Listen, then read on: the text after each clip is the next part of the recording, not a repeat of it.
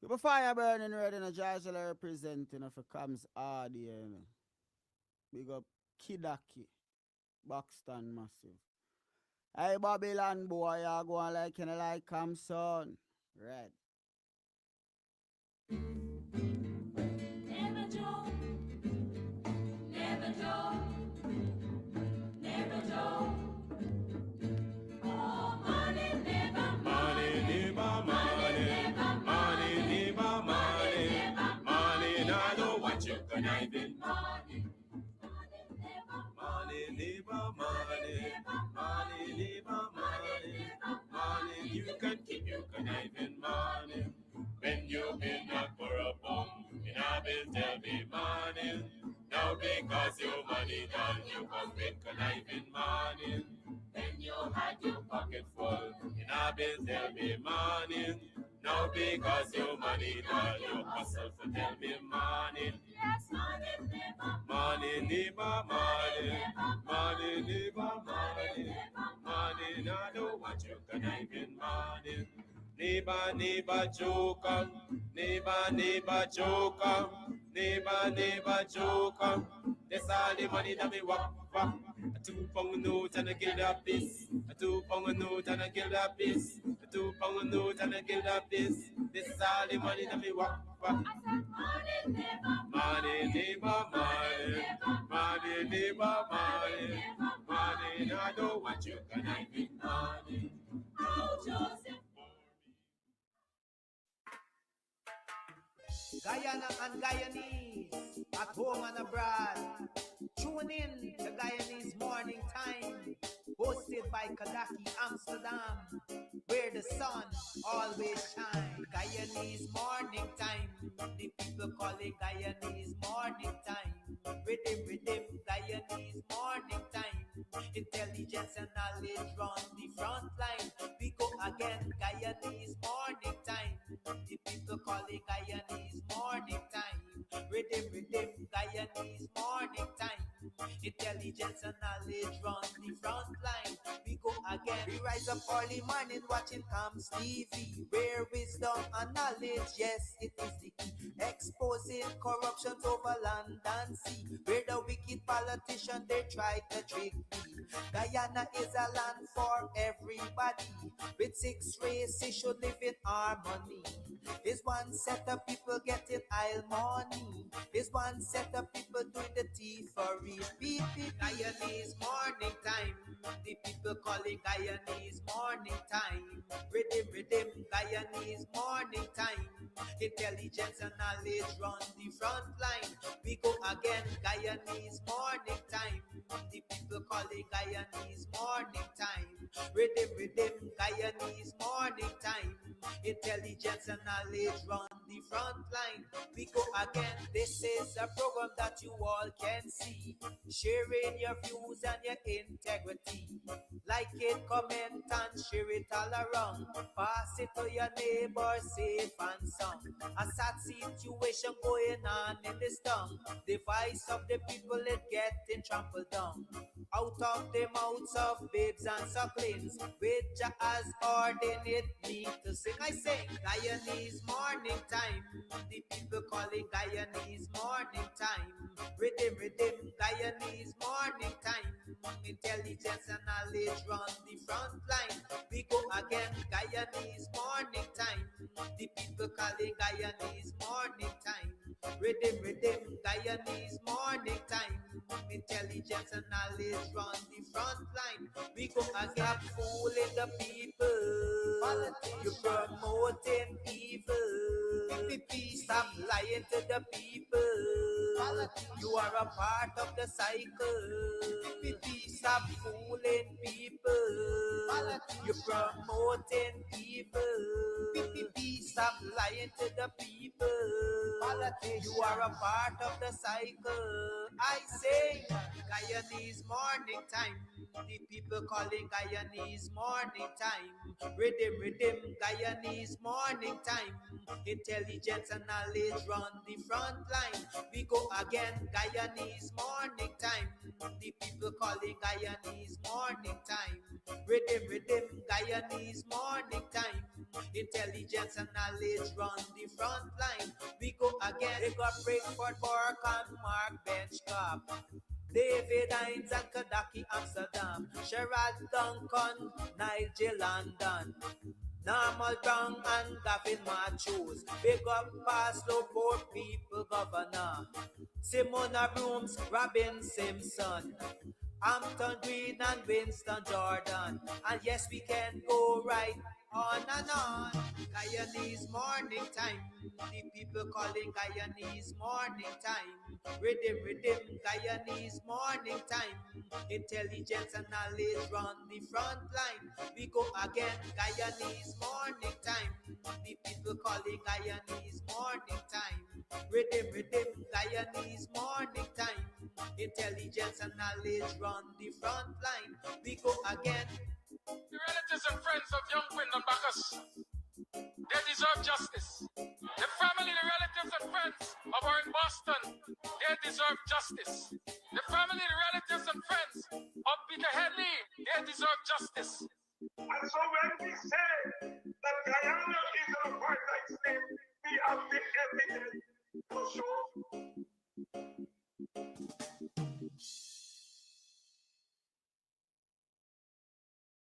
Planning a party? Worry no more. We have all the supplies you need. At EC Party Rentals, we have folding chairs, folding tables, square tables, round tables, long tables, short tables, big tables. We have chairs, red chairs, gold chairs, white chairs, crystal chairs, chairs of all type, throne chairs. What you want, we have. Food warmers, coolers, ice, beverages. At EC Party Rentals, we have what you need to have a good time. You plan the party, we do the work. Call us 622-5933. Easy Party Rentals. Let's keep your party going.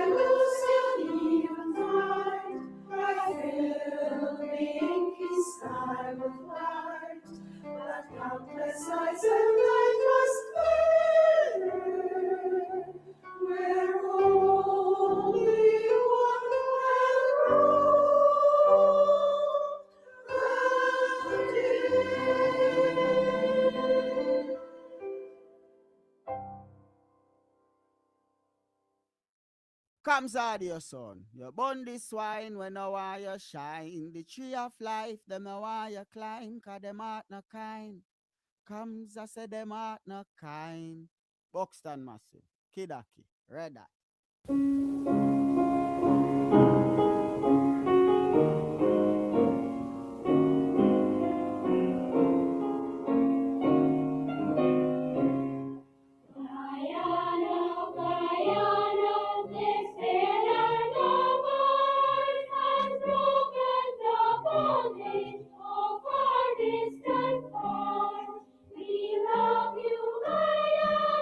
From island to sea,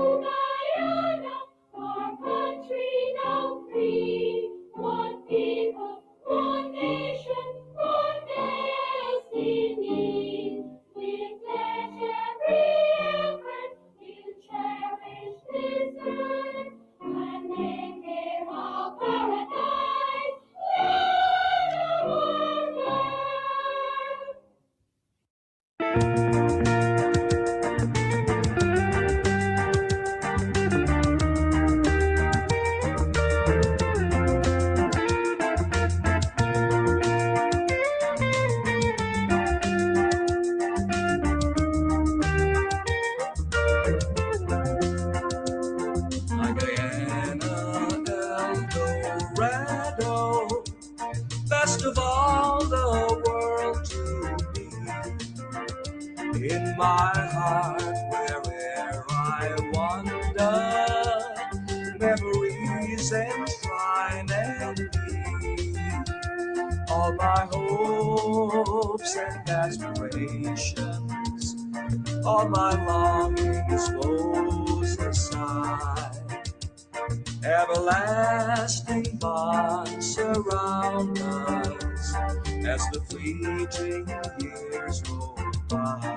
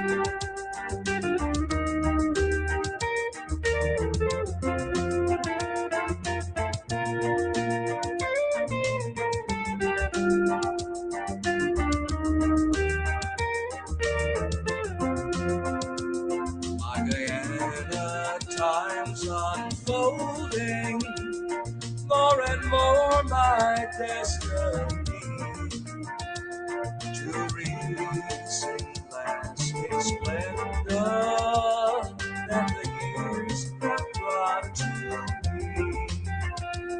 All the ashes of thy glory, oh, the long, long night has passed. Oh, rise triumphant, glorious, from the ashes of the past. Oh, rise triumphant, glorious, from the ashes of the past.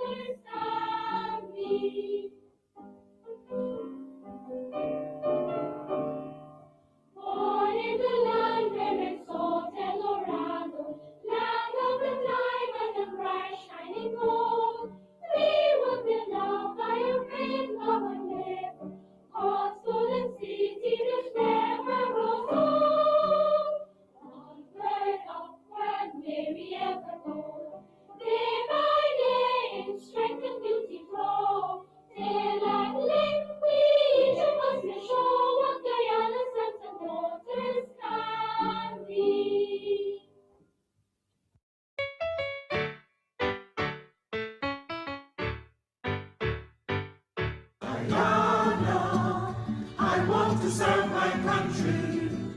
Guyana, beautiful, happy, and free. Guyana, let's cooperate with our government to help develop Guyana the free. Together, my comrades, we will build a brand new Guyana, a country where all are equal opportunity. So let us begin now to show loyalty to Guyana by showing love and respect for all Guyanese. My brothers, my sisters, we will live and die here together. On to one people, one nation, one destiny. For harmonious living, cooperation will be forever. In work and play as we live as strong Guyanese. Guyana, I want to serve my country. Guyana, beautiful, happy, and free. Guyana, let's cooperate with our government to help develop Guyana the free. Well, it's time we settle all the riches in the interior. Our natural resources are there in great quantity. And we will do farming and establish towns by the border. With global food so we could fill all Guyanese. My greatest desire is to serve my country, Guyana. And sincerely help my Guyana to move along. Our government asked us, and we study hard and we learn the things that will help Guyana to become strong. Guyana, I want to serve my country. Guyana, beautiful, happy, and free. Guyana, let's cooperate with our government to help develop Guyana the free. To help develop Guyana the free. Keep a fire burning, Rejoice, representing of a Kamzadi son. Right. Are you hosting an event? Do you need ice, party ice in large or small quantities? Then call us at 622-5933 for the best party ice available. $1,000 per bag. We do delivery. EC Crystals, Sideline Dam, Buxton North. Call to have your orders filled today. Are you looking for tents to rent? Well, look no further. At EC Party Rentals, Sideline Dam, Buxton North, we have tents in all sizes and colors. All sizes of tents we have. Small tents, big tents, medium tents, extra large tents. Call us on 622-5933. We have what you need. EC Party Rentals. Big on tents.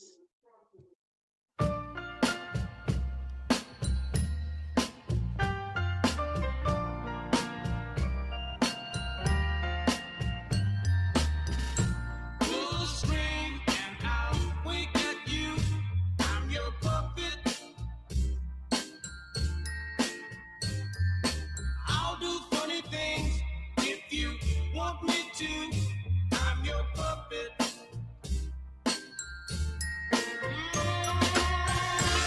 I'm yours to have and to hold. Darling, you've got full control of your puppet. Pull another string and I'll kiss your lips. I'm your puppet. Snap your finger and I'll turn you some flips. I'm your puppet.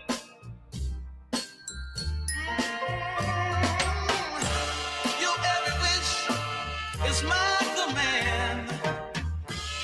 All you gotta do is wiggle your little hand. I'm your puppet. I'm your puppet.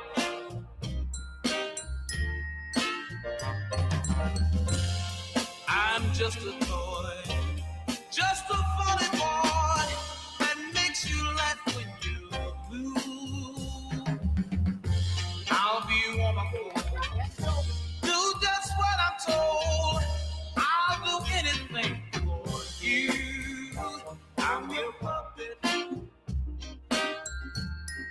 Raindrops are falling on my head, and just like the guy whose feet are too big for his bed, nothing seems to fit.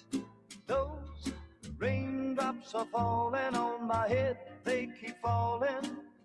So I just did me some talking to the sun, and I said I didn't like the way he got things done, sleeping on the job. Those raindrops are falling on my head, they keep falling. But there's one thing I know, the blues they send to meet me won't defeat me. It won't be long till happiness steps up to greet me. Raindrops keep falling on my head, but that doesn't mean my eyes will soon be turning red. Crying's not for me, 'cause I'm never gonna stop the rain by complaining, because I'm free. Nothing's worrying me.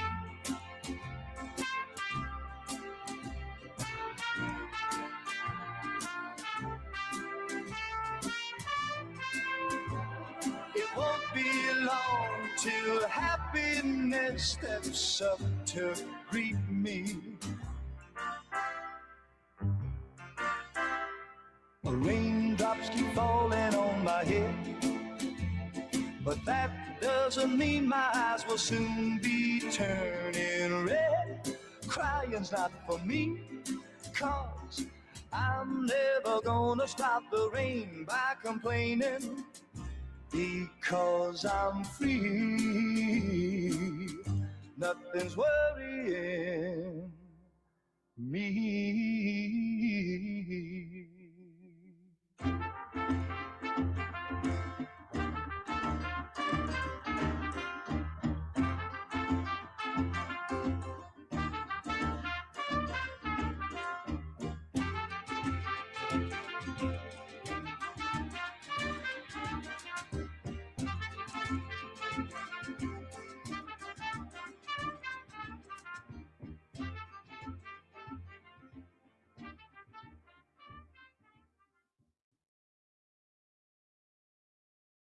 Without the ones like you working tirelessly to keep things running, everything would suddenly stop. No matter your industry, Grainger's here for you with professional-grade supplies. Call, click Grainger.com, or just stop by. Grainger, for the ones who get it done.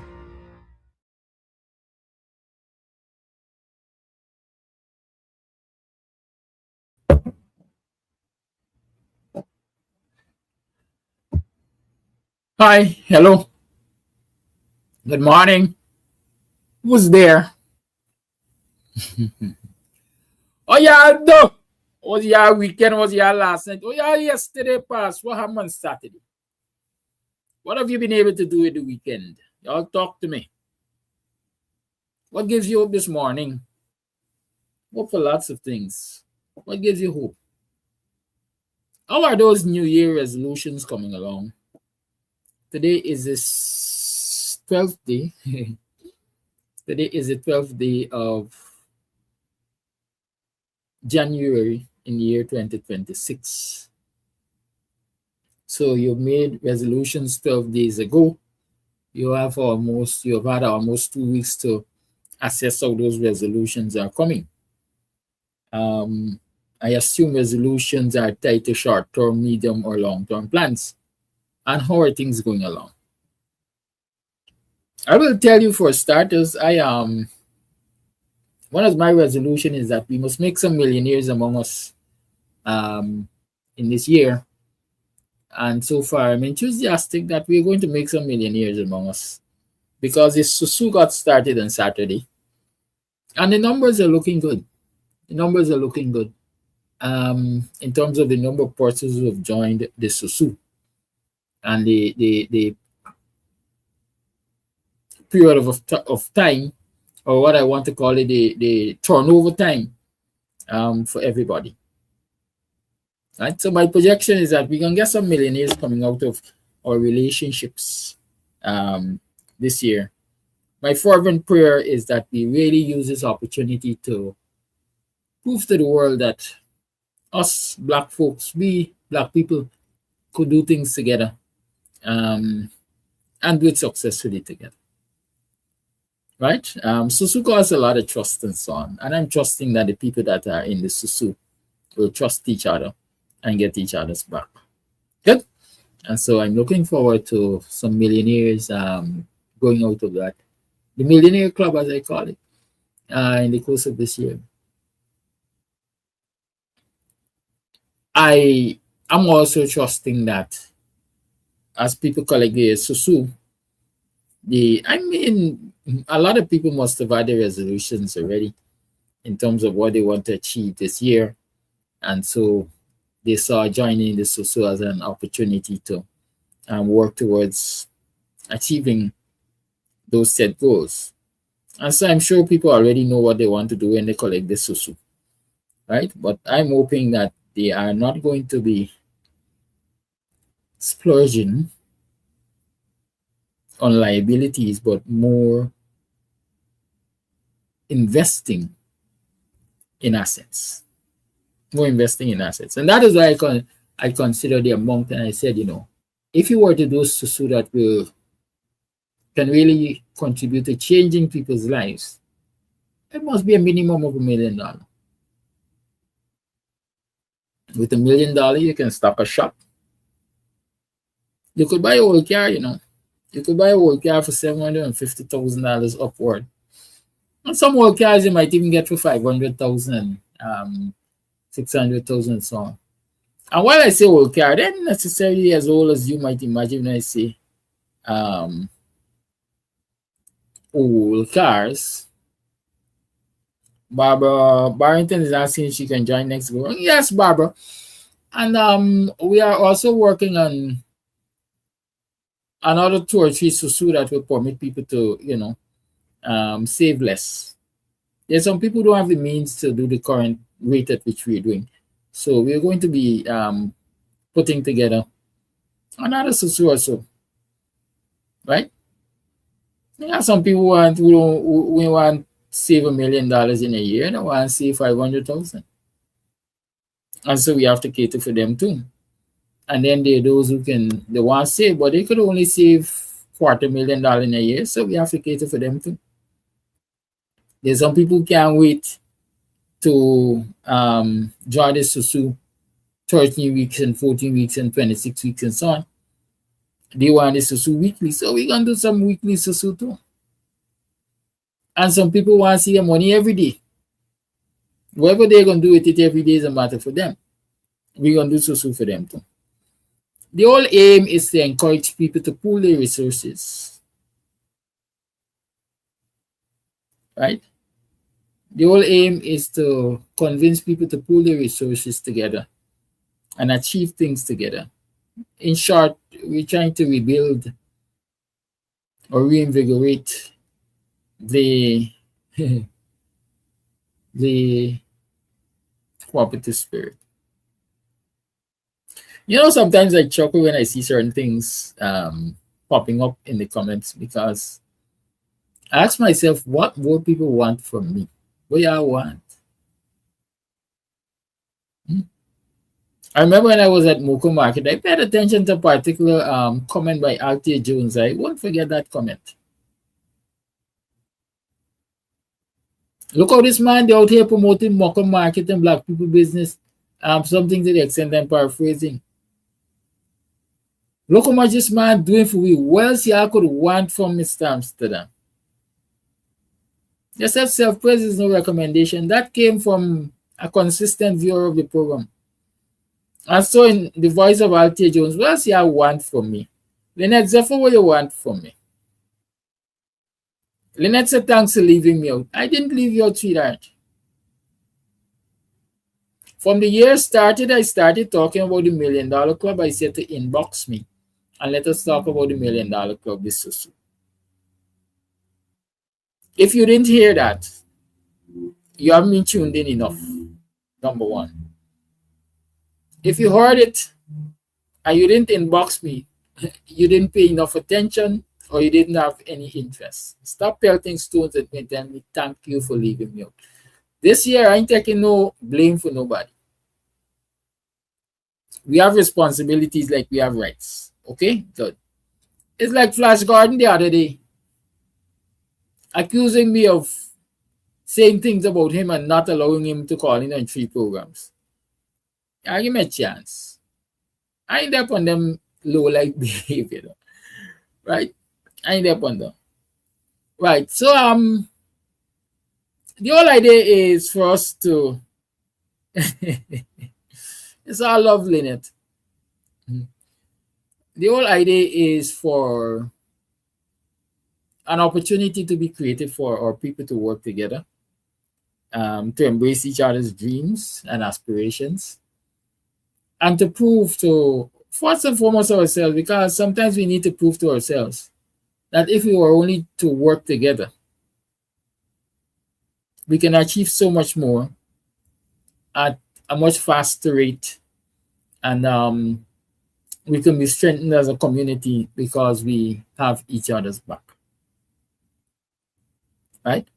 I never forget, and I think I told you the story prior. Part of the things which has been responsible for my quote-unquote economic success, for my economic success, is the Scotiabank's micro-lending window, smaller micro-lending window. I don't know how many of you knew that at some point in time, the window might still be available, I don't know. Scotiabank had a micro-enterprise where they were going around the country and making it possible for small and micro business people to get loans at low interest rate, and very small loans, micro loans. But you have to put yourselves in groups. I think the group used to be 6 persons or 5 persons, where each person was a guarantor for the other.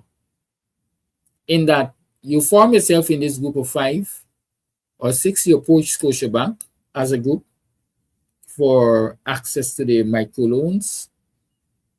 And the undertaking was the group is responsible for repayment, not the individuals. The group, in that if any individual in the group fails to repay, then the group has to ensure that that money is repaid. And we had a group. At that time, I was operating with my friend Beverly. I was operating a printery at Campbell's Place, Milwaukee Road. And I also had a bar, which my brother Nigel Amsterdam, may his soul rest in peace, was operating at Tony's Place, right down Milwaukee Road. That's where the Super Bed Shop is now.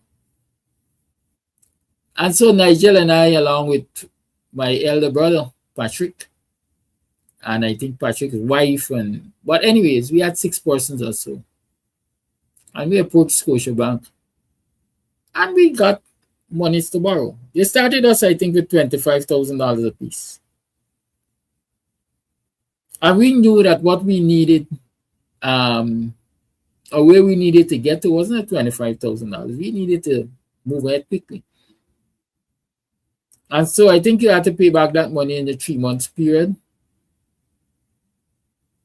We used to double our payments. We doubled up. And so we were repaying in half the amount of time. And so we were moving up the ladder quickly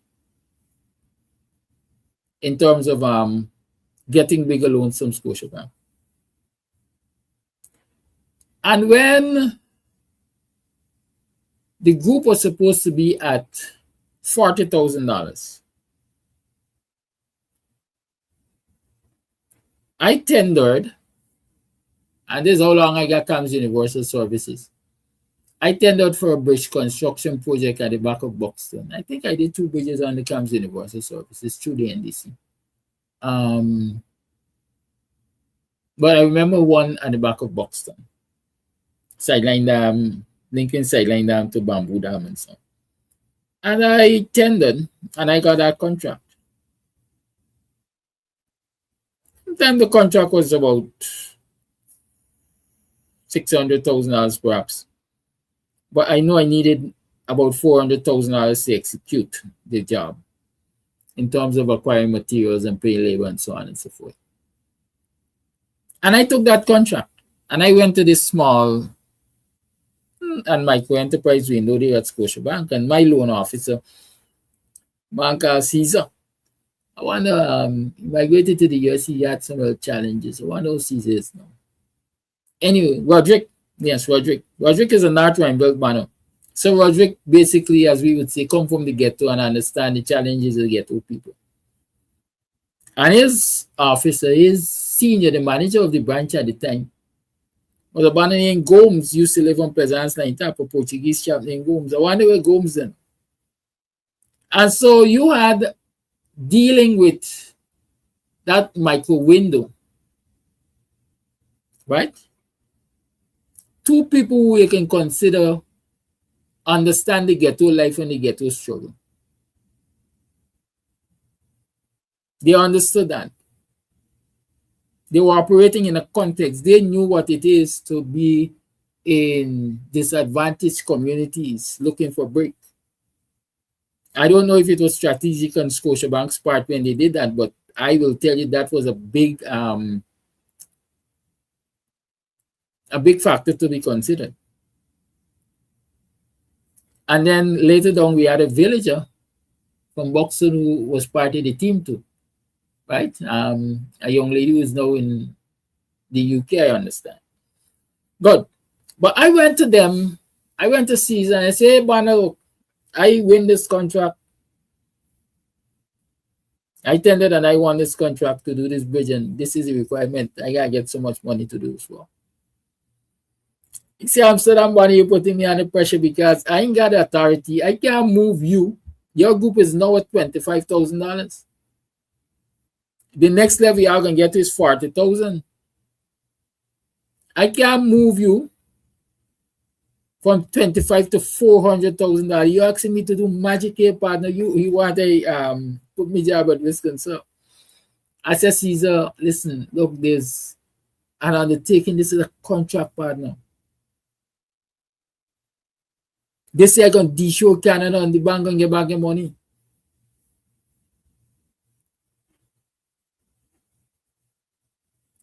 See, Amsterdam is below me. There's above me pay grade one. Hey, ask Gomes. Gomes is the man in charge. And I went across and I spoke with Gomes. And thinking about it, that office was in Pike Street.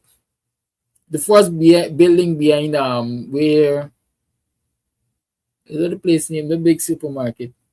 You see, in a custom shopping and supermarket. I don't remember names. Bounty. Right. So you know, Bounty is at Pike Street opposite the Kitty gas station. Right behind there, Scotiabank had the micro lending office. And so I talked to Gomes. I said, well, this is the situation, partner. Think. I could get any assistance, think. Gomes said me, he said, check me back Thursday or something, so I'm going to make a decision by then. When I check back with Caesar, Caesar said, hey, the man gave you forward by. The man gave you forward, you can get the money. But you have to deposit X amount into your account as your contribution, and we don't put in US. And that gave me access to capital. Because of course, I being the person I am, once I got access to that capital and I did that bridge, the profits from that construction became a part of my capital. right? That construction, the profit from that became a part of my capital. Wasn't a whole lot of money, but I know. I like to tell people. I listened to an Indian man say, "Money is not to spend; money is to buy money." I hope I'm rambling on. I hope you're all listening to me this morning. Money is not to spend; money is to buy money, right? Money is not to buy liabilities. Money has to buy assets. Money has to buy things that will bring you more money. And I spend my profit. I spend my profit. I keep spending my profit, and I was able to do a lot of things with a jump off, if I call it that. And it established that relationships really matter, even in banking.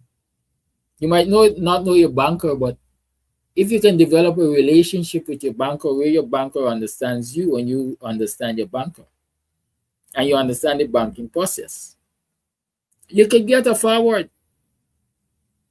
When I went to Republic Bank to buy my property as a mortgage, for most part, I've been self-employed. And the young lady asked for my financial records and I prepared my income expenditure statement and things. Those are things I do over the years by myself because I learned accounting. I was a student of accounting. As a matter of fact, I'd like accounting that I went to the Institute of Chartered Accountants, ICAG, Guyana. But I couldn't afford to continue. It was damn expensive. I was hoping to get to the chartered accounts, brackets even as a clerk and so on and so forth.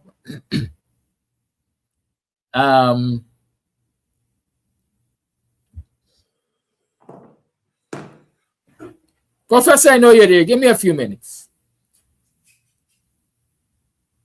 Yes. So I prepared my cash flow and income statement and everything by myself. When I submitted it to the bank and thing, the loan officer at the time checked my account history and she said, Mr. Amsterdam, I have no reason to doubt your submission because when I look at the bank statement, your banking history, it shows that most of your money has been passing through the bank. Right? At least we're seeing it. And that's a good thing I want to encourage you to do. If you earn $1 today, put it in the bank, even if you got to take it all back tomorrow. Money doesn't serve you sitting on the bank, The bank likes to see movement of money. Because every time your money move, they earn. With all them fees that there's a slash to it. Right? But more importantly, the bank gets to profile you, I would say, in terms of your income and expenditure. How this man earning money? How often does this guy deposit money? What kinds of money does he deposit? How often does he withdraw money? What kind of money does he withdraw? In this day of online shopping and so on, where does he spend his money? The bank could actually create a profile on you based on your movements in the system. And so it's good to use the bank. Use them as your accountant, Deposit and withdraw at will. If you got $4 today, deposit it even if you got to take out back $2 tomorrow. The bank sees your money. Right?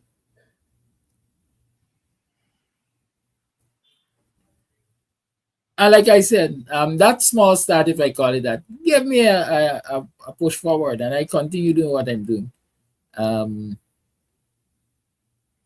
Even when my eldest brother, God rest his soul, was making moves with his wife, with his spouse, acquire the property that they were living at. Because they were all a part of the microfinancing group with me, right? Or I was in the group with them because they're older than I am. I was able to call up, I would say, contacts at the bank. People were dealing with us through these things because I think by that time CZ had left Scotia. But there was somebody who had taken over from Scotia. I won't call her name because I don't think we've been that close, if you want to call it friendship. We have had a good professional relationship. And I was able to call up that bank and say, listen, my brother is looking for XYZ facility. He was part of the thing when we were doing microloans and so on and so forth. So you see how you can assist him.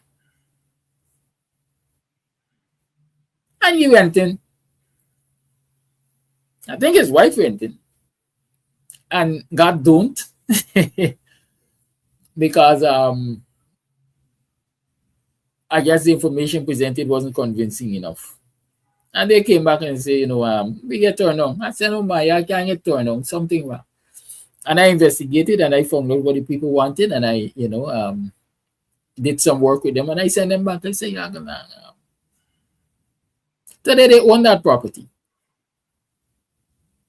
So it's not now I am out here giving people financial advice and trying to help people to get forward financially. I've been doing that since I'm a youth man. And so when I tell you today that, the aim this year is to help people to get access to capital, expand on their business, fix their broken homes, or whatever they think they want to utilize that money for. I'm here to work with you. But you got to work with me, and you got to work with the other people who are willing to work with you. It's 6 minutes past the 8 o'clock hour. I'm enjoying this discussion thoroughly. I don't know if you are. But it's MP Monday, and I can't stand any longer between yourself and MP Professor Dr. David Hines. So let me invite him into the studio, and let's get the ball rolling today with the MP. I would rather suspect that there's some interesting topics to be dealt with. For example, I see the U.S. ambassador, I think, calling on the government to have the leader of the opposition appointed forthwith. My choice of word, forthwith. And of course, the budget is in the air, and I see the opposition complaining that there has been no budget consultations and so on and so forth. But it's the MP's morning. Professor, welcome to the program. How are you doing? I'm doing quite all right, Kadaki. Interesting discussion this morning on finance and money. We're living in a changed Guyana now, where money and finance, for better or for worse, are very much part of the landscape in Guyana. So it's I think it's a discussion worth continuing. How do people access capital? How do they access loans, the banking system, etc., etc.? At a personal level, I have been involved at a peripheral level in the banking system as I'm transitioning from overseas to home more. And it's amazing the nuances of the banking system, the financial system, how closely aligned the banking system is to the social system. In Guyana, often, if it were not for my name, I wouldn't get simple things done. You know, and it shows how the banking system itself mirrors the social framework in our country. So there's a lot really to discuss there. I think it's a very timely discussion. Yes, indeed. And let me just tell to Brick before I give you the floor in totality to tell us about Parliament and what's happening on the political front and so on. This bank, Republic Bank, continues to be a disappointment in terms of the quality of service they provide to their customers, especially on the weekend. A lot of business people, especially, do banking on the weekend, and it's a sickening thing that every time you go to Scotiabank, not Scotia, Republic Bank, especially at Triumph, there is no envelope for deposit. No envelope. The machines don't have envelopes to deposit. And this weekend I saw, for example, they were saying, this machine is not dispensing envelope. Please take an envelope from the counter behind. but the counter behind has no envelope. The counter behind has no envelope. I'm a small person. I might get $20,000 in one deposit on the weekend.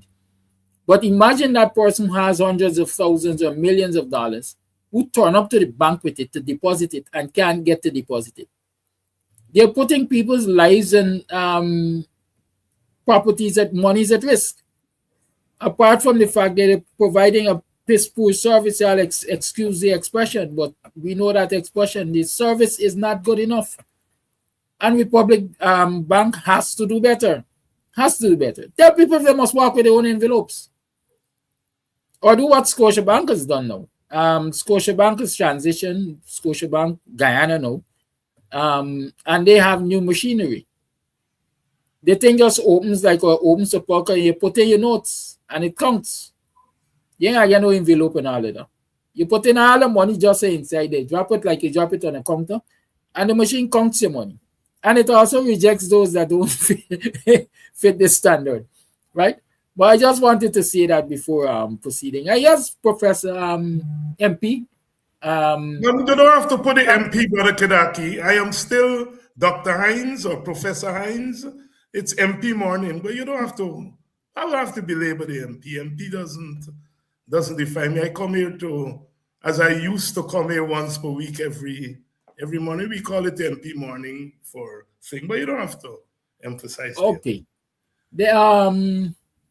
The banking system does mirror the social system, because people will tell you of their experiences in terms of discrimination because of who they are or their ethnicity and the inability to access certain facilities. The very leader of the opposition business, APNU business in the National Assembly, was one of the more prominent persons to raise that concern, Dr. Terence Campbell, when he approached the bank for facilities to expand his business, and was given a hard time compared to people who had less assets and experience behind them and all of that. So yes, it's what we're dealing with. It is what we're dealing with.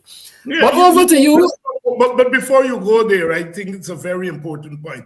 I've had experience with both banks that you mentioned there. And my observation is that a lot of working class people, I think a lot of government workers and public servants and so on, they seem to have their money in Republic Bank and so forth.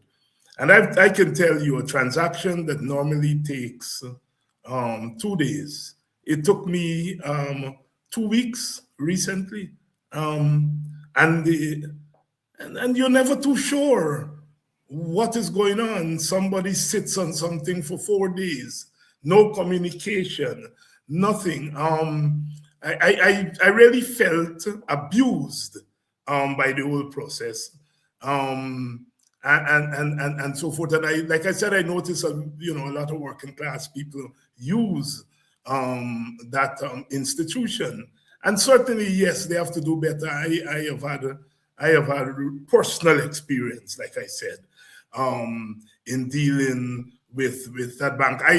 I am not saying one is better than the other, but I've not had the same experience with Scotiabank and so forth. I have no doubt in my mind that Scotiabank has its shortcomings. But like I said, the banking system and the way it discriminates against people leave a lot to be discussed.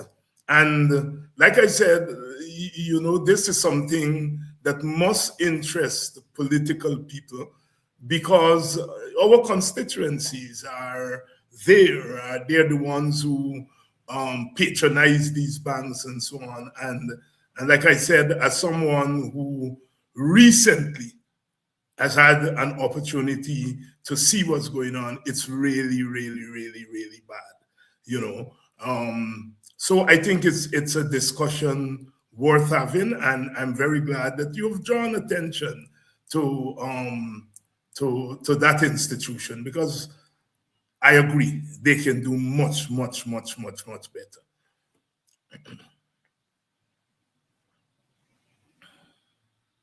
Thank you, and that gives you the floor to tell us what's happening in the parliamentary political front. Well, there's nothing happening parliamentary. We had the first sitting November 3rd, which is December, January, going to February, 2.5 to 3 months. And so there's nothing to report on from Parliament. We see the Parliament has been basically shut down by the government. And it raises a number of questions. Some questions which I raised publicly. Something is wrong with the system where the legislative branch is controlled by the party that controls the executive branch.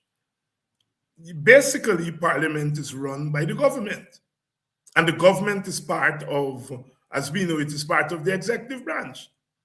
And so there is no separation of powers, no checks and balances, and the Parliament has to remain shut down because the government wants it shut down.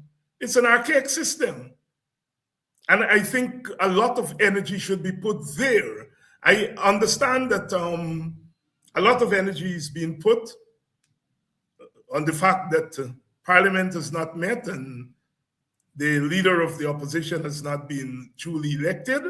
And a lot of emphasis is put there, but I think that's a consequence of the problem.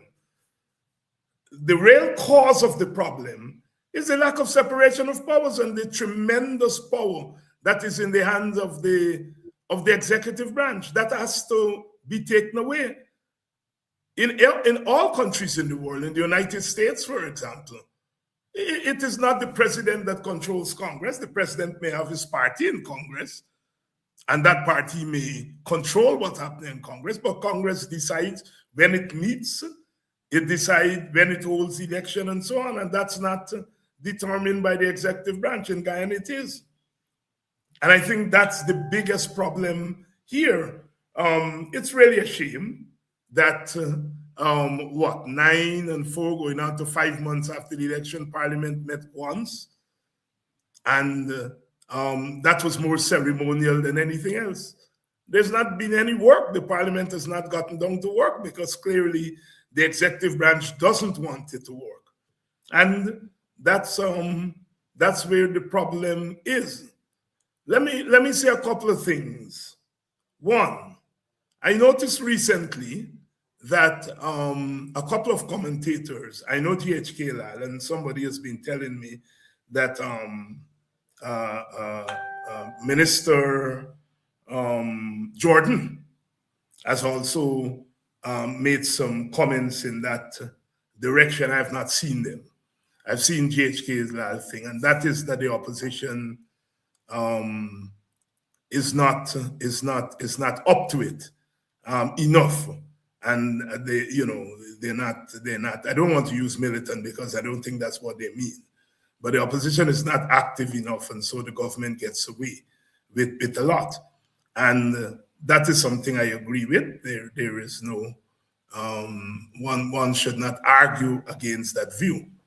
But I want to add something to that and to say, history has taught me, and I think it should teach all of us, that ultimately in a country like Guyana, with a winner-take-all system, where one party controls the executive, and that same party controls the legislative branch, the parliament, and by extension, that same party controls who gets nominated to the judicial branch and who doesn't get confirmed and all of that. So you have a party with all-conquering control of the systems and the institutions.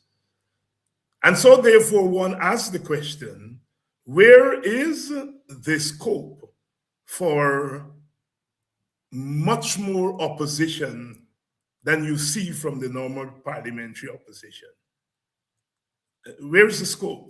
And I do agree that there's always space to oppose, and in the old days, the guy used to say depose. Well, nowadays you can't depose. You just have to oppose. The fact of the matter is this, that ultimately in a country like Guyana, big changes happen when the people of the country take to the streets. And when outside forces say this is what will happen. I want anybody to point to me at any point in history where the parliamentary opposition, as a normal opposition, has gotten the government to do anything that the government doesn't want to do. It has always been when people, as we say in Guyana, get ignorant and go on the streets. And then you see the government respond. The last time this PPP government, the times this PPP government has moved, 1997 when Desmond White was able to put thousands of people daily on the streets. It brought the government to the table in the form of the Ordmonstone Accord and the St. Lucia Accord. In 1999, when the public servants took to the streets and withdraw their labor in a massive strike that forced the government to arbitration.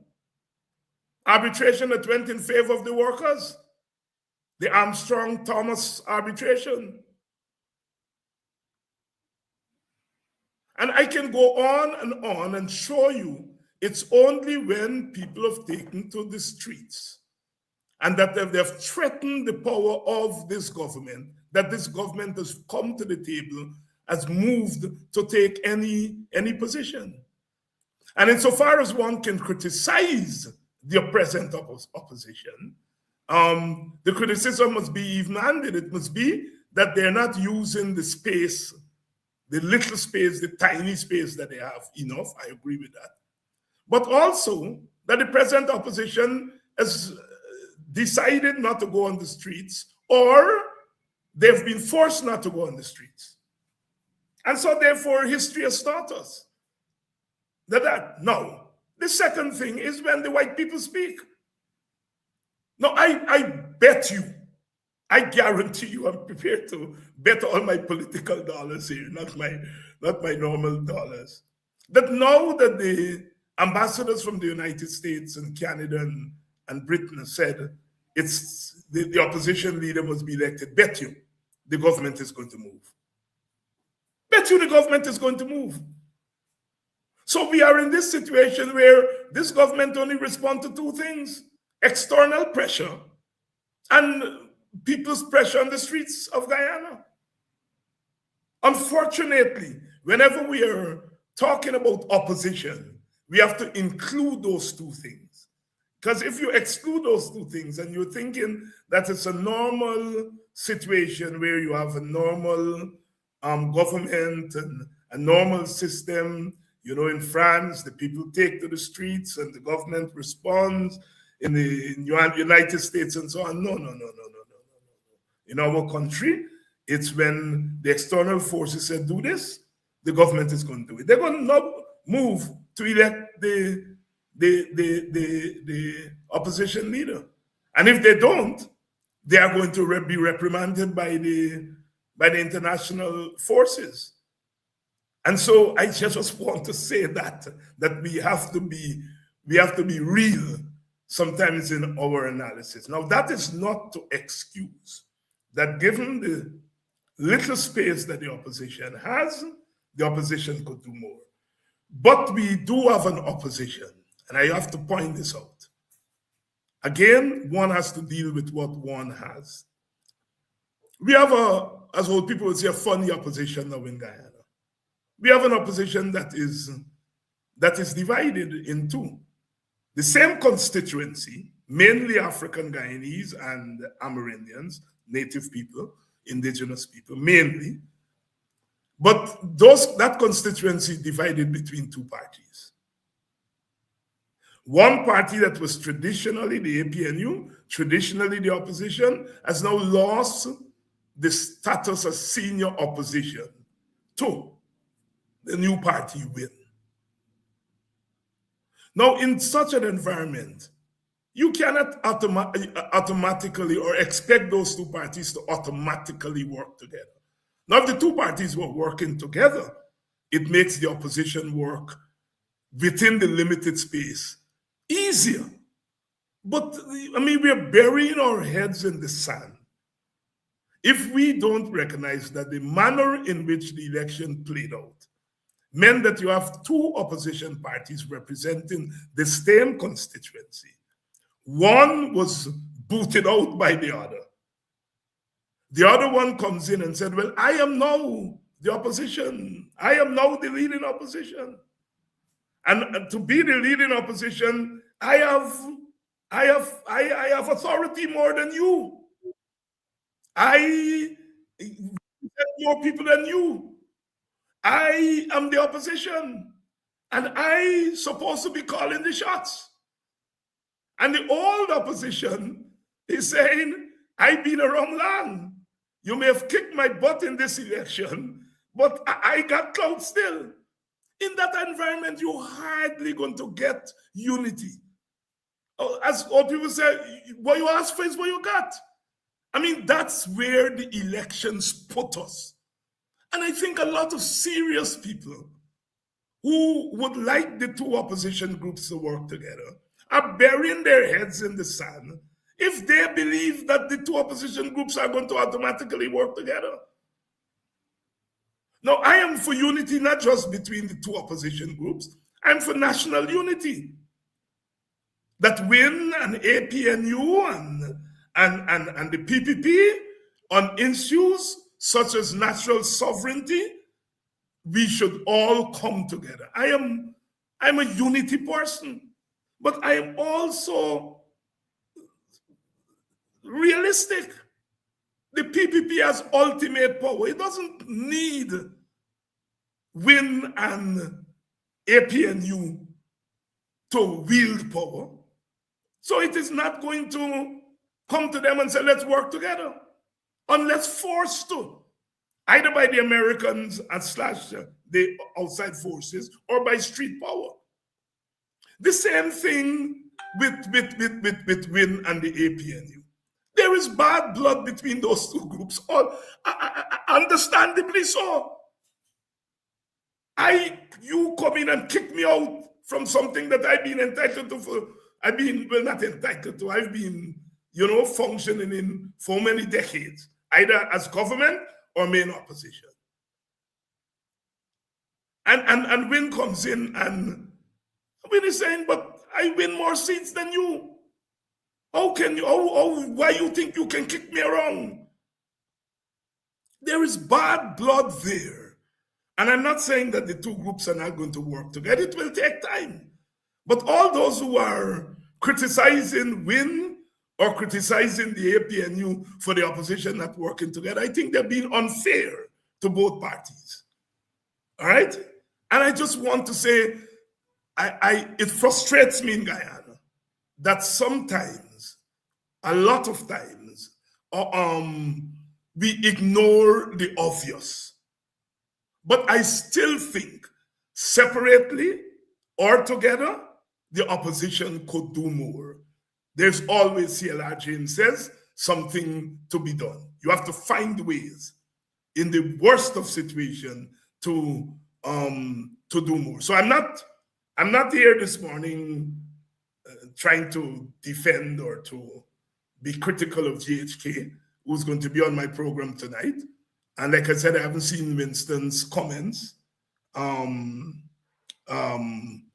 So I don't know exactly what he said, but I've been seeing comments that he may have said that the opposition is not doing enough. A lot more could be done in terms of exposure.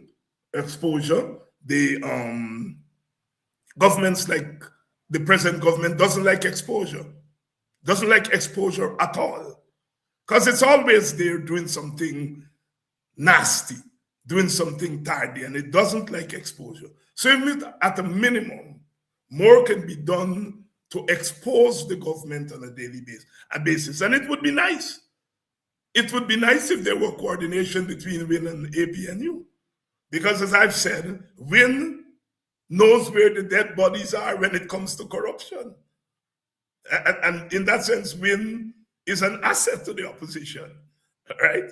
is able to shine the light where the corruption is. But you have a situation where WIN is exposing corruption, but in its exposure of corruption, there's a criticism that APNU not doing this. And so even when something positive is done, given the nature of what we have in terms of a divided opposition, we're not getting the most out of the exposure. So yes, at the level of exposure, the opposition could do much more than it's doing. And like I said, it's a pity that the opposition is not united.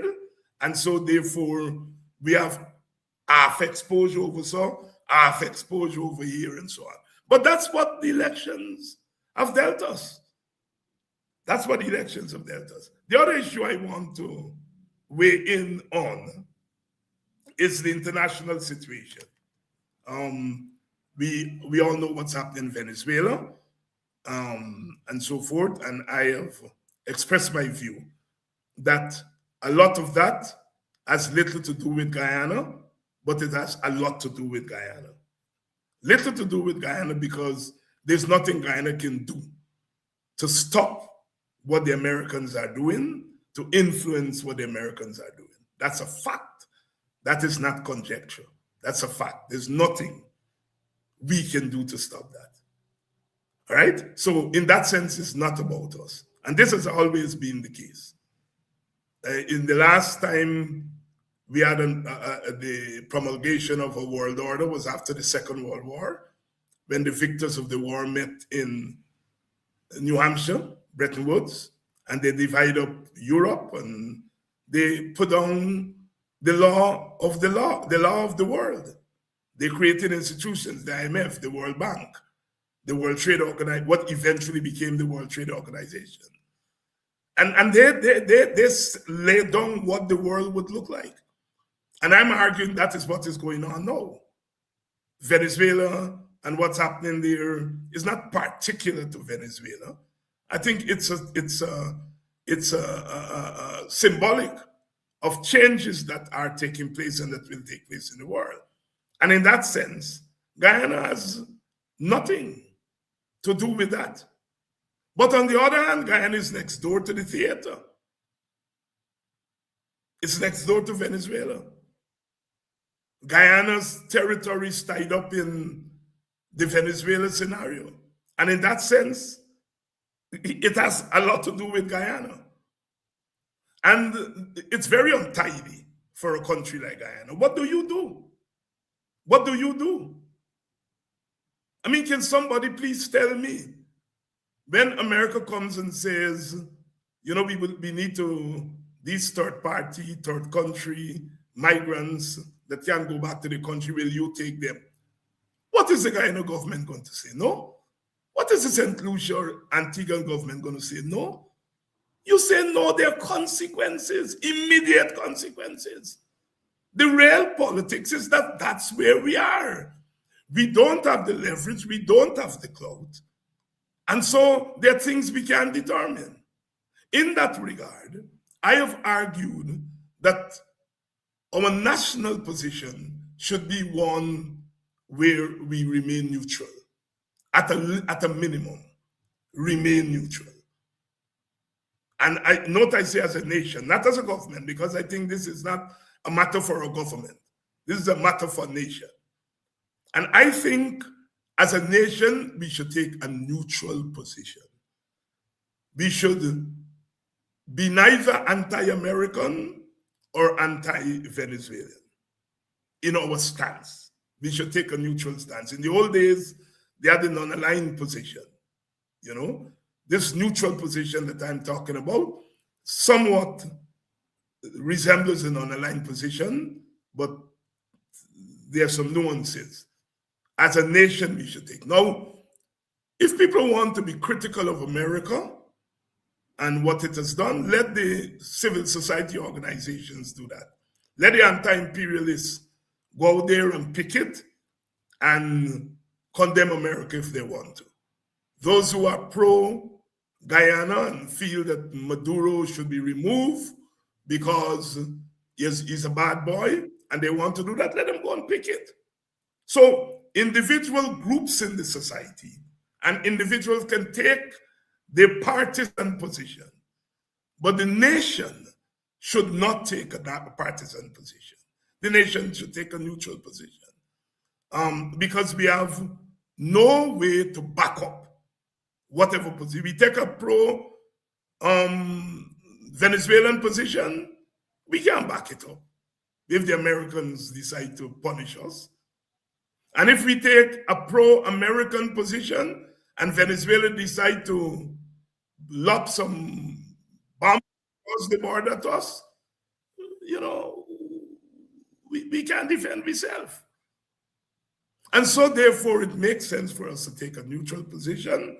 That does not mean that people and organizations in the society should not take the partisan, anti-imperialist, pro-imperialist position, as the case may be. The third issue I wish to comment on is the issue regarding the tape recording of a voice that people are claiming is Mr. Shell Mohammed, a voice. Hurling racial insults and so on at seemingly an African person. Now, I've seen a lot of comments one way or the other. And again, the logic of your politics takes you to a place. There are people who maybe voted for Win or are supporters of Win who are prepared to downplay that tape, the contents of that tape. We're making excuses with. These very people, when Nandalal and them make racist statement, were condemning Nandalal. And so our politics has pushed us to a place of double standards. And I can't be part of that. If anti-Black racism coming from Nandalal is wrong, if the tape is correct and it's Mr. Shell Mohammed and it comes from Shell Mohammed, it's equally wrong. I don't care. Even if I had voted for Win, there's no way as a Black person that I would excuse what Mr. Shell Mohammed allegedly Shell Mohammed has said on the tape. And I see that double standards, especially among African Guyanese, who may have voted for Win or supported Win and so forth, feel that they now have to excuse it. And I can't go along with that. I cannot. It's wrong whether it's coming from Nandalal or whether it's coming from Shell Mohammed. Right?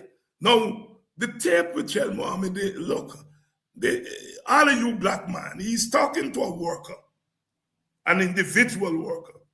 But he quickly identifies that worker with a group. All of you all Black man is the same. Well, yes, all of you all Black man is the same. We Pan-Africanists say that all of us Black people are the same. But he's not a Pan-Africanist. When he says all of you all are the same, he says it in a negative way. So he's addressing an individual, but he's addressing the perceived faults of the individual as part of the group to which the individual belongs. That's racism. That's racism. As I said, Mr. Shell Mohammed gets my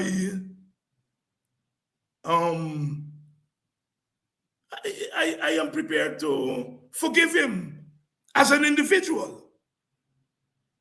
Individuals say things. That kind of talk I have heard all my life. All my life I heard that kind of talk. So it's not surprising to me. And I'm prepared to forgive him as an individual. Because you see, racism is not an individual construct. But here is a man who's powerful. He has a lot of money. He's part of the economic elite. He has the power to hire and fire. He has the power over life. Because, that man has to work, and money is life. And he's using that power to make that man grovel, to make that man beg. That is racism. Because you've already said all your black man is the same. So you're making this man grovel as a black man. That is racism. And I am very sorry. I cannot give that a pass. I cannot excuse that. While at the same time, when a similar thing is being done by Mr. Nandalal or whoever else on the PPP side, I condemn them. And it is not that the PPP, because the PPP is the one that may have exposed this thing, then because the PPP exposed it, then you're anti-PPP, so you must not condemn it. No. The PPP is being double standard themselves. Because when Nandalal say it, they defend it. When Shell Mohammed say it, they expose Shell. They're into double standards, but we should not be engaged in double standards on this issue. Anti-Black racism is very prevalent in Guyana, very prevalent in Guyana. And we don't deal with it. You don't see the media front paging it the same way as if they would have front page. If I, David Hines, had said a similar thing to an Indian man, a poor Indian man, it would have been all over the papers. Because black people in Guyana, black leaders in Guyana, are hauled over the coast quicker than leaders of other ethnic groups. So this thing is happening. It's making a lot of news on social media, but in the so-called established media, it's not a big deal. Because I think they've normalized anti-black racism and they wish it away as neither here nor there. That's the kind of society that we live in, and that is this kind of thing that we have to fight. Now, some of my left-wing friends have called me and say, well, David, you have not condemned what the Americans have done in Venezuela. And I had to say to them privately and publicly, it's not about me condemning. It's that Maduro was removed by the Americans. And Granger in 2020 was removed by the Americans and other external forces, CARICOM and others. And the people who I see out there defending or correctly saying that the Americans are wrong with what they did to Maduro, they didn't say the Americans are wrong with what they did to Granger. They kicked Granger out of government. They put sanctions on Granger people before the elections were over. At least Maduro, they sanctioned him after the elections. They sanctioned Granger people before the elections. They tell Granger go into a recount, and when he went into a recount, they used the same old result. They said, well, no, we're going to recount because the old results. And they go into the recount, and the recount showed that the results were tainted, but they declared the PPP installed. And the Americans used the word install the PPP on the old, crooked data. All right? So again, double standards. Double standards. I hear some of my friends asking when they say, well, Maduro is charged with this and Maduro is this. And my friends are asking, where is the evidence? Quite rightly. But when Granger was being kicked out, they didn't ask where's the evidence. They said they have the evidence. The evidence up on a piece of cloth that Mingo put on the thing. That double standard, I can't associate myself with. I cannot associate myself with that kind of open double standard. So I'll stop there.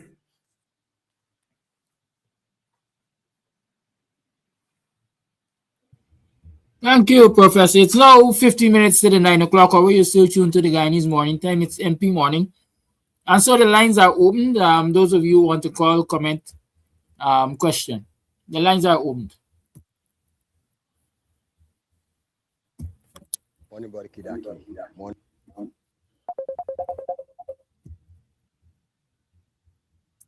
Call you on. Good morning.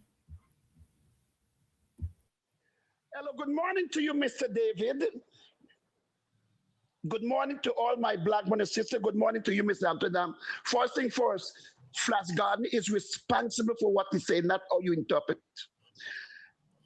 I stay home from appointment this morning because I know you're coming on. And we had questions for ask you as usual. But I like how you correct. Let me repeat myself. I love how you correct that title. What you did not born with, but you work hard and earn it, doctor. That's why Flash Garden love to call you Mr. David.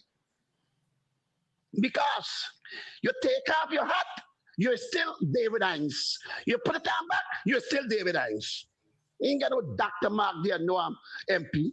Yes, on the serious side.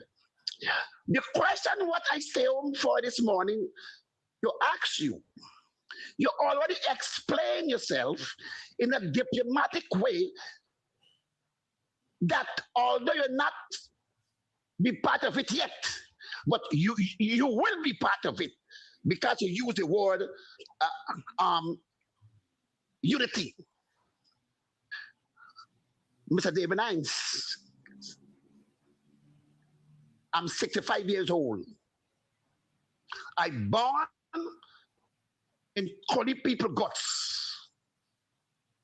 I learn from them. I look, listen, learn. That's why I could run my mouth. Did I teach them children that they are better more than black people?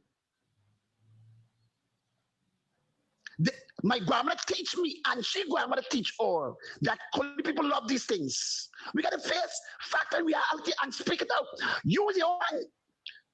Just speak out what black people need to understand. And I love you for that.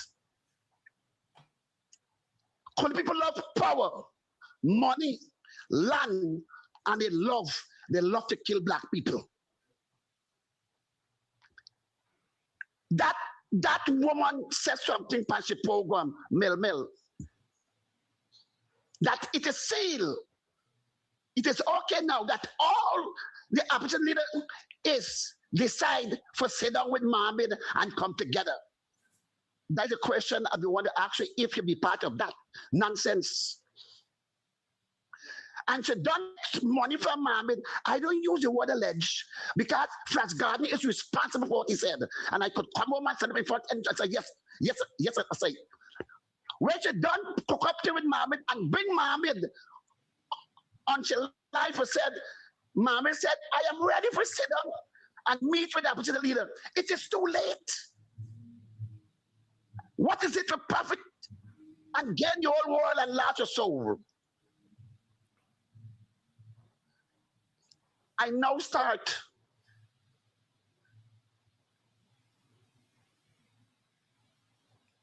I'll take him back my time for tomorrow anyway. When Mohammed was told he's a leader, the first thing he do, he called for them 3 black men in. He not called for 1 or 2. He called for all 3. He put 11 Coli MP in parliament and only 3 or 2 black. When 95% black, vote for him and put him there. One more thing before we go. He used a word and said, don't worry with PPP.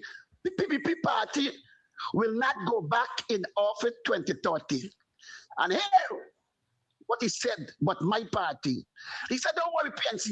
PNC party finish. He destroyed PNC party. Must only be Coli party alone in Guyana. And I damn the 12 disciples if I go sit down with Mohammed for constitution's sake and unity's sake. We black man have to stop putting the arse behind the cat and put the cat behind the arse. You know what? I'm going to stay home tomorrow from the appointment and continue this. Thank you very much for your time. We got to stop being fooled. Thank you for your call. It's 10 minutes to the 9 o'clock hour. Let me remind you that I'm sure there are many persons who will want to contribute. And so when you call, keep it short and sweet. To the point. Call you on. Good morning. Good morning, Brother Kadaki. Good morning, Dr. Hines. Dr. Hines, my Kadaki is giving me a hard time, a real hard time. Sometimes he just want to beat me up. Anyway, Dr. Hines, I'm trying to explain to Kadaki that this is the perfect opportunity to bring home back to the coalition that 130,000 voters. Use this to 2025, something wrong, they weren't satisfied with the coalition, and they move. But this is a perfect, let's be honest, most of these people that voted for Mohammed are Afro Guyanese and use this opportunity to bring home back that 130,000. Right now, the coalition is sitting in third place. I'm not saying don't fight the PPP. You can continue fighting the PPP, but campaign to bring home back that 130,000 persons. Thank you, Kadaki, and thank you, Mr. Dr. Hines, for taking my call.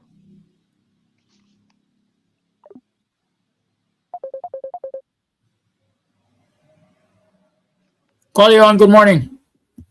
Morning, Kadaki. Morning, Dr. Hines. Dr. Hines, two things. I will disagree with you when it comes to forgiving Mr. Shell Mohammed. Those people do not forgive us as Black people. If those people used to be forgiving us as Black people, we would not have heard the names of Burnham being echoed about the wrongs that he did until this day. We would not have been hearing that. We would have not have been hearing the wrongs that Granger did, perceived wrongs that Granger did. We would not have been hearing that. When you listen to how that man expressed such feelings to Black people, the disdain that he expressed it with, and then made it global, how could we forgive him? He's reading from the books of Willie Lynch, and he's teaching those behind him, starting from in his house, the teachings of Willie Lynch. And this is going to go on with him and his generations to come for time until eternity. Me, personally, I will never, ever forgive him. Those are things that are unforgivable because if he's been given the power, he will be able to wipe out an entire race, and that's the Black race, because of the hate and disdain he has for us. No way I will encourage my people to forgive him. It's unforgivable. This is what the slave master has done to us. You're going to hear that we are a good Black boy when we do everything good. But the minute we do something slighted, you're going to hear all of y'all are the same. And this is what they continue to do, and it will continue until eternity. We got to turn the same book on them. None of them have forgiven us, regardless of where they come from. The whites, the Chinese, the Indians, none will ever forgive us. They always see us lower than them. So the issue of the parliamentarians, everybody talking and writing, everybody just writing. As I said on Friday, we're eloquent writers and speakers, but we ain't doers. And PPP don't respect that. PPP do not respect that until certain things cut skin, then is when you see a movement. Then is when you see a movement. We got to get radical. This is what we got to get. We are impoverished economically, and now we are impoverished mentally. When are we going to get up? That's all I have to say.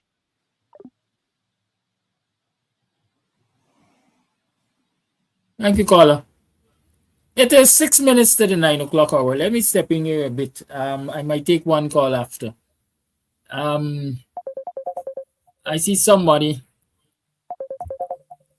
Caller, hold the line and mute, please.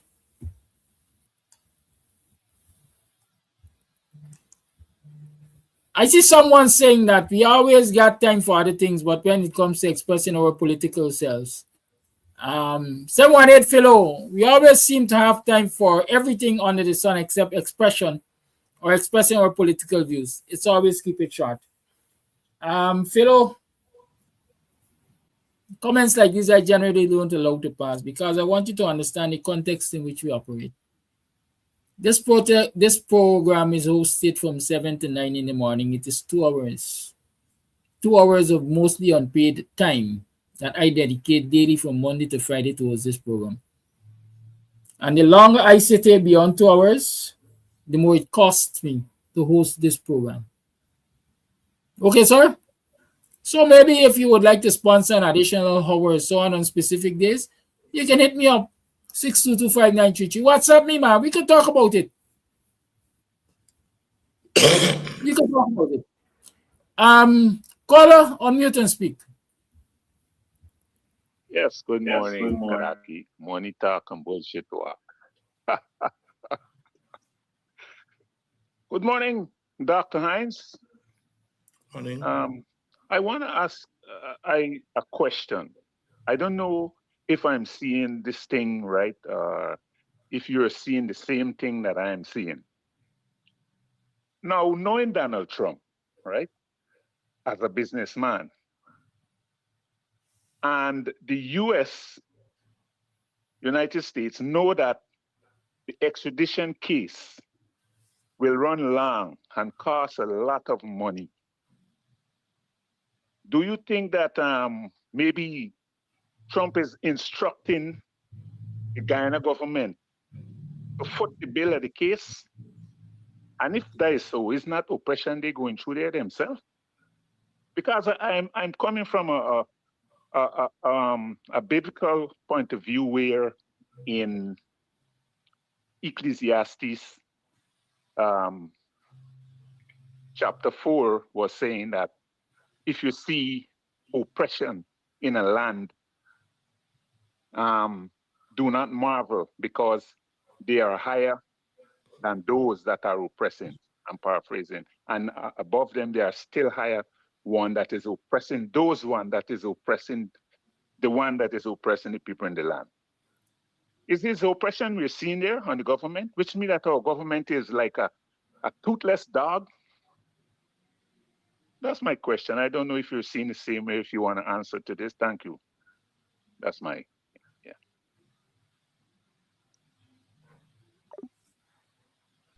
Thank you for your call. And that was the final call for the day. It's 2 minutes to 9 o'clock. Professor Dr. David Hines, the mic is yours for responses and closing. Well, the last caller asked a pointed question, and I don't know the extent to which Trump is involved in the extradition case. I am very careful not to personalize American foreign policy to Trump, although Trump may personalize it to himself. Ultimately, the American military and the American government must take responsibility for the actions of the United States. And so in that sense, I'm trying not to particularize it to Trump. Now, what I have heard is that it is normal for the country from which the extradition is being sought to pay the bills. I don't see anybody who was opposed that explanation. So I will just take it as is. I think the deeper question there is the role of the Guyanese government, the political role in the extradition. It is clear that the government of Guyana would like to see Mr. Mohammed extradited. That is very clear. And they are going to do anything that it takes to achieve that end. I look at the Mohammed thing at two levels. One, as a conflict between two friends, the Mohammeds and the government of Guyana. And I still think that that level has a lot of weight in the outcome of this. I still think this is a quarrel between two friends that could well be resolved through a deal between two friends. I think the Guyana government could be very influential in having a deal made between the Mohammeds and the Americans. And in that sense, the Guyana government holds the key in their hands as far as the Mohammeds are concerned. My question is, if the Guyana government could guarantee Mr. Mohammed not going to trial in the United States of America and that this thing all go away, if Mr. Mohammed does certain things, will Mr. Mohammed say, no, let me go through with the trial?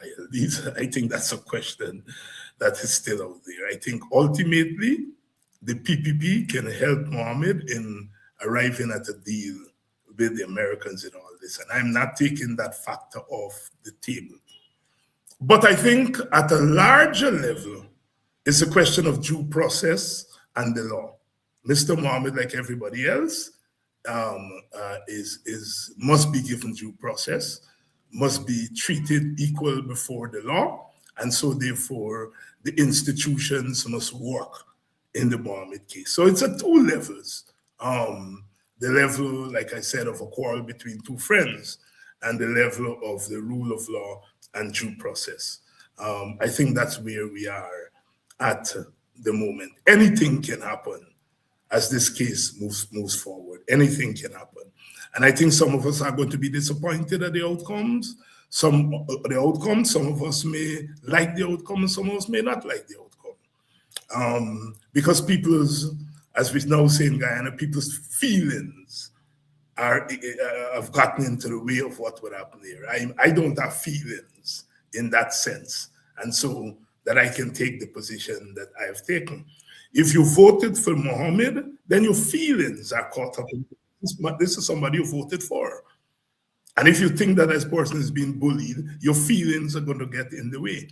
And so, and those of us who didn't vote for Mohammed, our feelings are not in the way in that sense. But we, all of us, should be for the rule of law and for due process for everybody, including Mr. Mohammed. Flash Gordon raises a very important question again. Unfortunately, this is where the politics have taken us, you know. What happened with the vote, with the African Guyanese and Amerindian vote at the last election really has created a political situation that I don't think we can manage easily.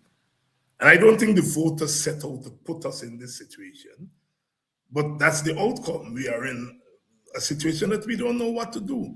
It's not normal politics anymore. You have a government that wants to go after win and is not naming them as opposition leader, using their power to do it. You have Win that can't work with the other half of the opposition because they now got bragging rights. You have the other half of the opposition still in their feelings because, you know, their own people shove them aside and so on. It's a very untidy situation, very, very untidy situation. And one has to be very careful and very creative about how one moves, because politics goes on in chapters.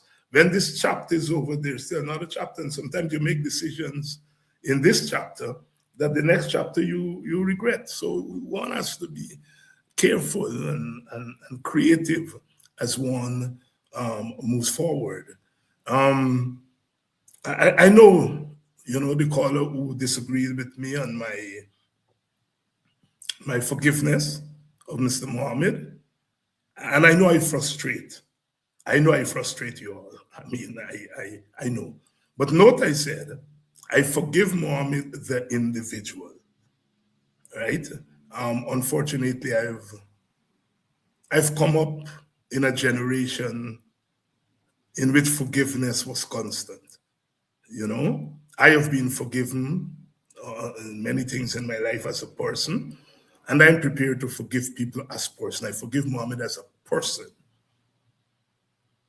But as a public individual, as a businessman, he does not have my forgiveness. I know it's a little bit nuanced and so on and so forth. And I know where things are. People feel that I should not forgive him even as a person because he wouldn't forgive me as a person.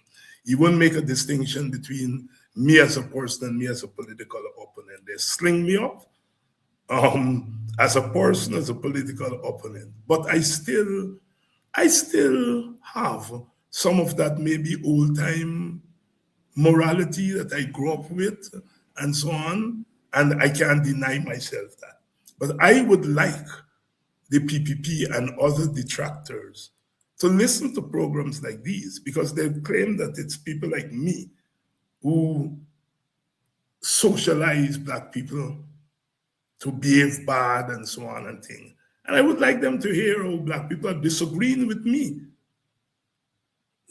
on the fundamental issue of forgiveness. I would like them to listen, and I would like them to know that they've partly driven our people to that point. I know the forgiveness that I talk about. I know 99% of the people on this forum have that forgiveness in their heart. I know that. But the fact that they're not prepared to give it to these people is not a natural thing, it's a political reaction. And I would like the PPP to see the political reaction of Black people, because they usually run around the place and say, oh, Black people don't worry with David Hines, and Black people don't this, and Black people don't that. Black people are sitting ducks and so on. I would like them to hear Black people are disagreeing with me on the question of forgiveness, and to ask themselves whether they've pushed our people there. Our people are forgiving people. We have to be. After 400 years of enslavement, we still don't walk around the place beating up every white person that we see and so on. That is forgiveness. We are forgiven. That is why we can live with white people and brown people after everything that has been done to us. So I know that forgiveness is there. And I know the reaction to when I express it is really a political reaction. And I'm not quarreling against it, because I know where it comes from. But I would like the PPP to pay attention to these programs and to see where they have driven Black people and where they have driven this country at a place, a bad place, an untidy place. All right? So again, Happy New Year to everyone. I think this is my first time on for the year. Happy New Year to everybody. Some of you may ask what is going to be happy about 2026. We don't know. I mean, but tradition says that we must wish each other Happy New Year and hope for the new year to be a better year at the level of the individual, the level of the family, the level of the community.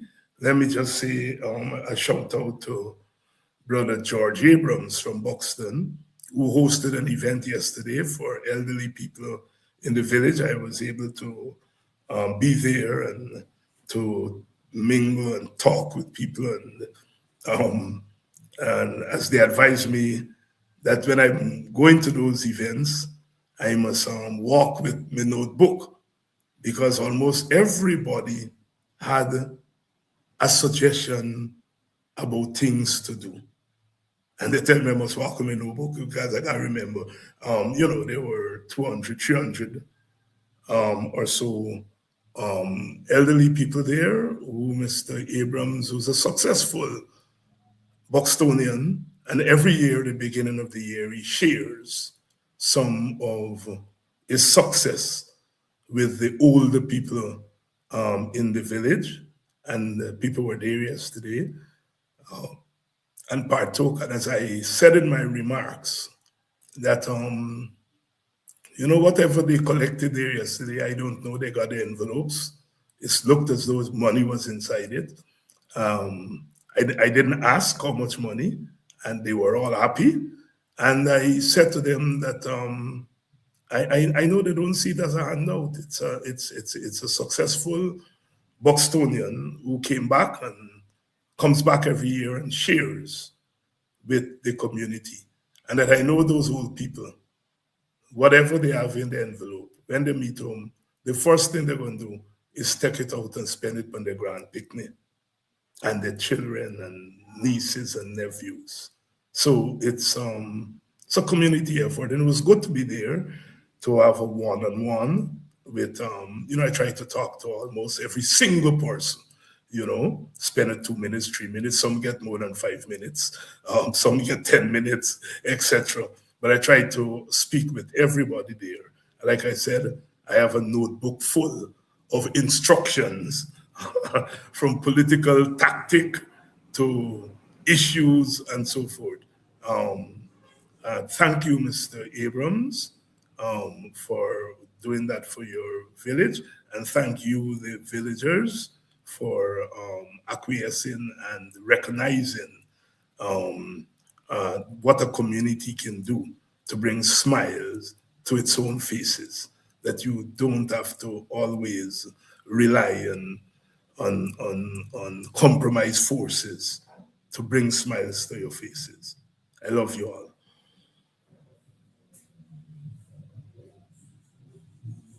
Thank you, Professor. Thank you, viewers, for tuning in. And it is now 11 minutes past the 9 o'clock hour on the 12th of January in the year 2025. This is me leaving you, telling you to be good and be safe. And I will leave you with Richie Spice. Gideon Boots.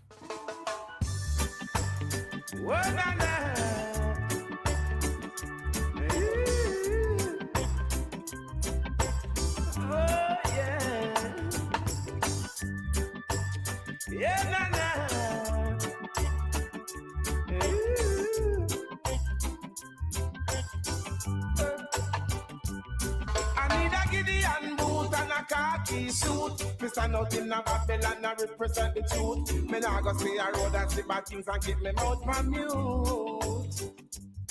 I got a strong reggae beat with a mic in a me hand to lead out the youth them out of destruction and tell the people they should know right from wrong.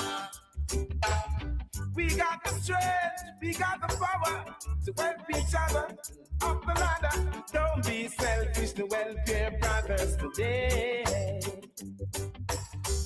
We can make it if we try. Just remember to hold the red eye. It doesn't make sense when we fuss and fight. Big up the people of what Primos Sewing Establishment there. If you're looking for a job as a seamstress, you can check them out. You know where they are on Company Road. And if you're looking for garments, construction and so on, you can check them out too. I'll tell you more about Primos Sewing Establishment as the time goes by in the course of the week and so on. But have a good one. Stay blessed. Gideon Boots. I need a Gideon boot and a khaki suit. We stand out in a Babylon and defend the truth. Me nah go sit aside and watch Babylon and keep me mouth from mute. I've got a strong reggae beat and a mic in a me hand to lead out the youth them out of destruction and let the people know right from wrong. All who believe in love will get a blessing from above. And all who believe in love, all who believe in love will get a blessing from above. And all who believe in love, calling on the leaders of the world today. Yeah, give a light to the poorer class, I said, yeah. Got to let the people know the right from the wrong. They are depending on you to lead the way, yeah. People just be wise, believe in yourself. The future generation depends on you. Hey, show a little love in your heart and let the people know there's more to life. I need a Gideon boot and a khaki suit to stand up in a Babylon and defend the truth. Me nah go sit aside and watch Babylon and keep me mouth from mute. I've got a strong reggae beat and a mic in a me hand to lead